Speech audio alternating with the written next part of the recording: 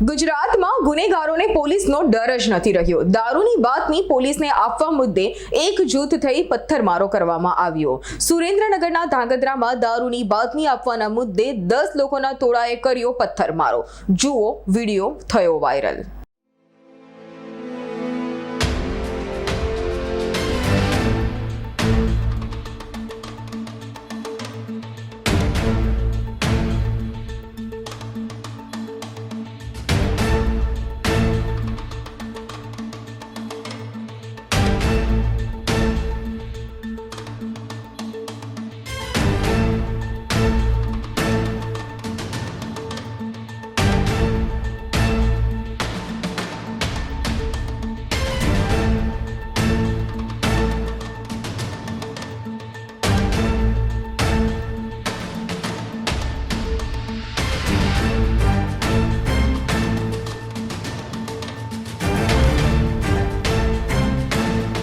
અમારી તમામ માહિતીથી અપડેટ રહેવા માટે જોડાયેલા રહો S9 ન્યૂઝ સાથે।